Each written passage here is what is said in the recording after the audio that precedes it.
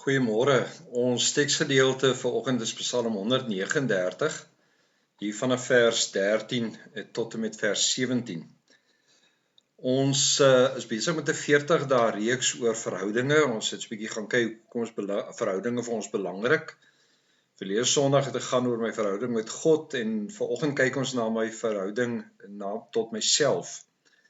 En ek wil vir ons graag hier lees van vers 13. U het my gevorm, my in mekaar gewewe in die skoot van my moeder. Ek wil u loof want u het my op 'n wonderbaarlike wyse geskep. Wat u gedoen het, vervul my met verwondering. Dit weet ek seker, geen been van my was vir u verborge is, toe ek gevorm is waar niemand dit kon sien nie, toe ek in mekaar gewewe is, diep in die moederskoot. Jy het my al gesien toe ek nog ongebore was. Al my lewensdae was in die boek opgeskrywe, nog voordat ek gebore is. Hoe wonderlik is u gedagtes vir my, o God. Ek dink wanneer ons dink oor die lewe, is dit vir ons nogal belangrik om 'n stuk innerlike vrede te ervaar. Vrede wat nie noodwendig gekoppel is aan die opinies van mense of oor die mislukkings wat ek in my lewe gemaak het nie, maar die vermoë om na myself te kan kyk vanuit God se oë.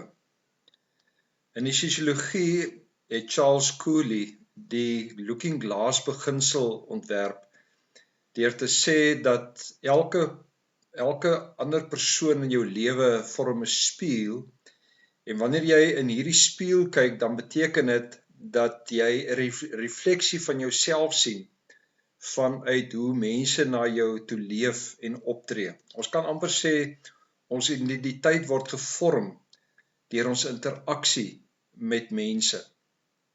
Dit beteken hoe mense oor my dink, die uitsprake wat mense oor my maak, word vir my 'n spieelbeeld en ek kyk na myself vanuit hierdie beeld en dikwels vorm ons identiteit en ons manier van optrede en leef vanuit hoe mense dink en optree. Daarom is dit nogal belangrik vanuit hierdie teorie om te sê dat wanneer mense 'n spieël is in my lewe, beteken dit dat ek my sal omring met belangrike mense wat ons weet ons welstand vir hulle belangrik is. Daarom is dit dat ouers vir ons baie keer 'n baie goeie spieël is, omdat ons weet dat ouers vir ons onvoorwaardelik lief is. 'n Gesonde huweliksmaat is natuurlik iemand wat vir mens baie keer motiveer en help om positief vir jouself te kyk, om die mooi in jou eie lewe te ontdek. Maar die beginsel is dat mense baie keer eintlik hulle optrede bepaal oor hoe mense oor hulle voel of dink.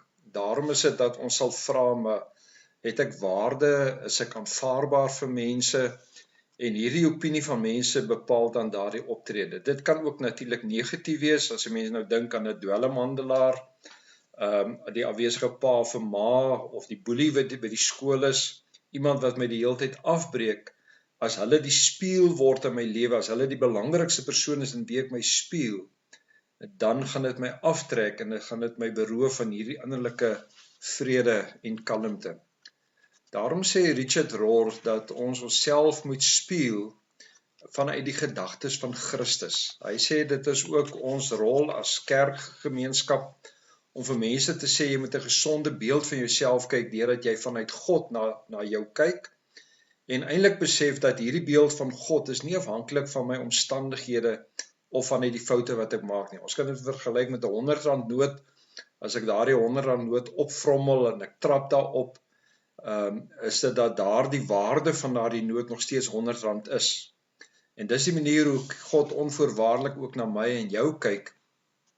En is dit belangrik dat ons nie ander mense die spieël van ons lewe sal maak nie, maar eintlik hoe God oor ons dink en voel. Daarom, as mens gaan kyk na Psalm 139, wil ons juis op hierdie gedeelte fokus wat ons vanoggend gelees het, maar die Psalm gaan oor die alomteenwoordigheid van God in my lewe. God is oral, God is alwetend, God is die een wat my hart ondersoek en wat vir my op die regte en die beproefde pad dan ook lei. Maar daar's 3 woorde wat in hierdie gedeelte uitstaan van vanoggend. Die een is die woord weef. As 'n mens gaan kyk na weef, dan Het dit te doen met naaldwerk, die maak van klere, die vorm van kuns vanuit die kreatiewe manier van hoe God na ons lewe kyk.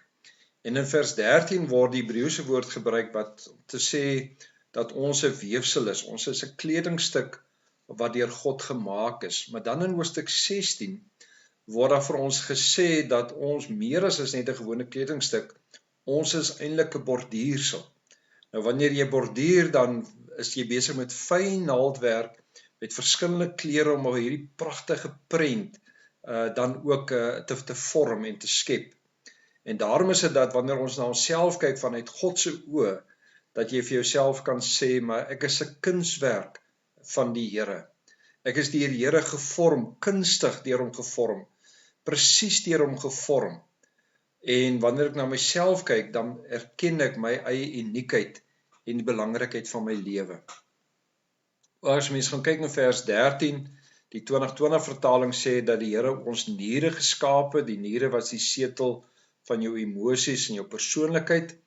En dan is dit dat ons ook herinner word om te sê, nie net het God jou kunstig gevorm nie, maar hy het jou persoonlikheid gemaak, hy het jou uniek gemaak, hy het vir jou op 'n baie besondere manier geskep. En daarom ook in vers 16, as hy sê ons is vooruit beplan, is dit dat die nuwe vertaling sê, die Here weet alles van ons lewensdae was in sy boek opgeteken. Party mense wil dit vertaal deur te sê, maar dit gaan nie oor die toekomstige dade van die mens nie, maar dit gaan eintlik oor die dele wat daar was in die moederskoot en hoe God ons gevorm het. Die 33 vertaling praat ook van, U het die ongevormde klomp gesien en U het my bymekaar gesit. Ons kan eintlik sê dat ons is 'n kunswerk van die Here. God het my lewe beplan, God het my sorgvuldig geskep, en daarom is dit belangrik dat elkeen van ons waarde het en uniek is.